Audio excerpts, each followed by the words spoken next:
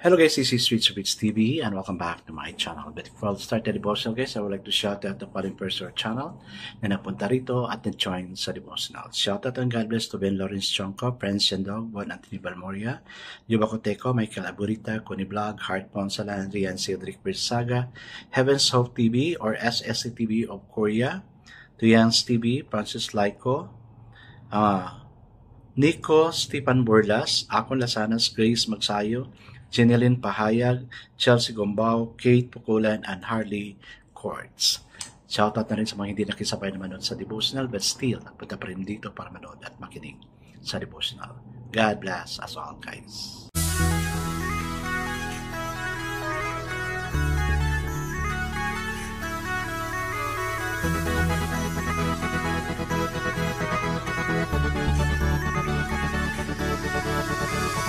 TV, where you heard it, number one is on the top.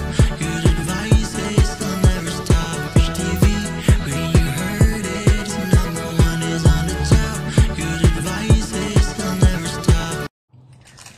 So, kumusta yung Monday natin? Sana everything went well, walang kapalpakan. No? That is really the advantage if we seek God first in the morning, of course, and our day also through this devotional kasi binibless talaga tayo ni Lord. No? God is blessing us if we prayed in the morning, committing our day to God, and it's all ironed out. Everything will just come okay. Kaya, during this time, no, let's ask God to give us peace and presence of mind na makatulog tayo ng mahimbing. I know may mga problema tayo, pero let's not overthink about problem, but let's always think of God who is very powerful to help us solve the problem. Alright guys, let's proceed to the devotional. Let's open our Bible to Romans chapter 14, verses 9 to 16.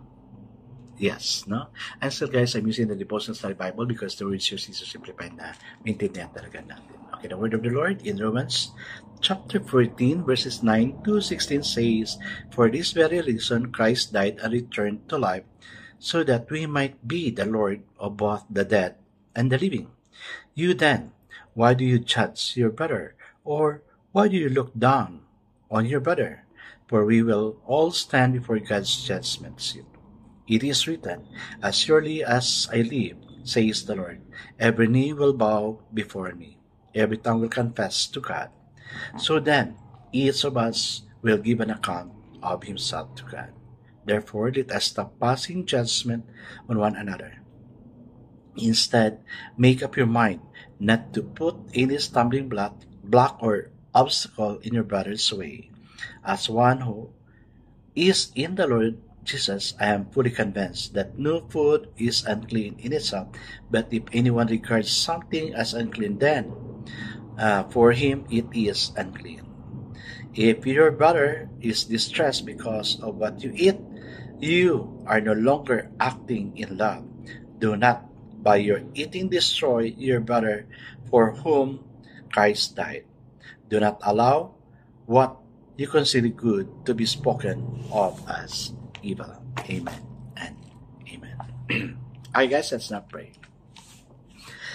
Father God, many times we are a stumbling block because of the words that comes out of our mouth.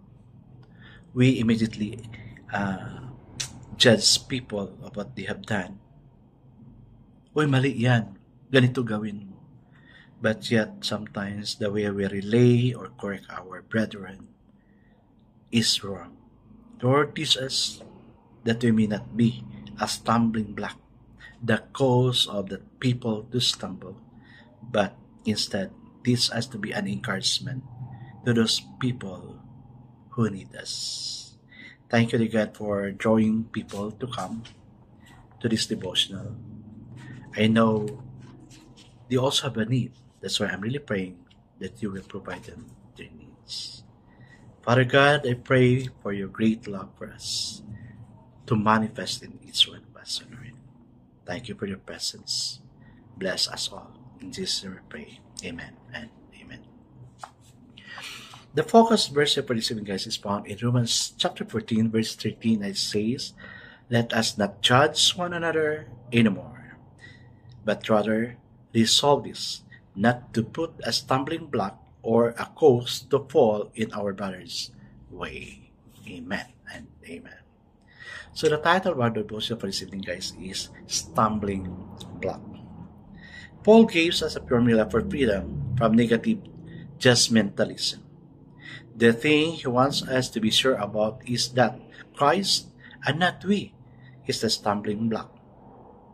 He talked about Christ as a stumbling block. Why?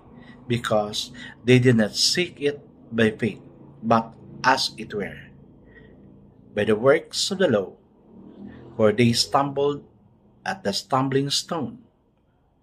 Nasa ano siya? Mababasa to sa Romans 9:32. Hindi na natin abutan yan. The Greek words scandalon means a snare, a trap, or a cause of tripping. Christ tripped up out our effort at self-justification. The cross short-circuit our desire to be right with God and on our own inadequacy and performance. We must trip before we can fall into His arm of loving forgiveness. Our pride must be snared. Once we have stumbled and been caught up in the everlasting arms of the Lord, our task is to be sure there is nothing in our personalities, characters, or attitude that is a stumbling block as people move towards Christ. It is frightening to consider all the people who may never stumble creatively over Christ because they stumble over us. Amen. Guys, nakakatakot, no? If ikaw yung rason na nag-stumble yung tao, probably you have released words and then wala na siyang ganang magsimba. Wow, nakakatakot yun. Ikaw yung cause kung bakit siya nagkaganon. Kaya let's be careful of our words kasi sa culture natin parang we are just so free to release words without thinking. Bahala ka na dyan. Basta yun yung nasabi ko sa iyo. Parang yung pinagsabihan pa natin yung mga may kasalanan. But actually, sometimes if we realize no, tayo yung may kasalanan. Because we release negative words against people, kaya nagkagano. Kaya, it's still judgment. No? Kaya, let's not be a stumbling block, brothers. But instead, we must be a blessing. And, of course, we need to share encouraging words to people around us so they will be inspired to do their task also. Kasi tayo, kailangan din natin i-praise yung self natin, di ba? Kailangan natin kasi yung pangalan natin is a sweet word na maririnig natin. Kaya, pag may nagawa tayong maganda, then our name is mentioned because of that good works, then it is very sweet to our ears na marinig yung pangalan natin. Kaya guys, let's not be a stumbling block. I guess let's not pray. Father God, teach us that we will not be a stumbling block today and forevermore, so that if people do stumble, they will be caught in the arms of the Lord. Amen and amen. Yes guys, nakakatakot na tayo yung cause why they stumble. Malaking pananagutan yan kay Lord. Kaya let's be an encourager and not a stumbling block for them to move on. God bless us always because I know God will surely bless us 10 times better. This is again Rich Rich TV. Kita-kita tayo muli at sa muli. Paalam!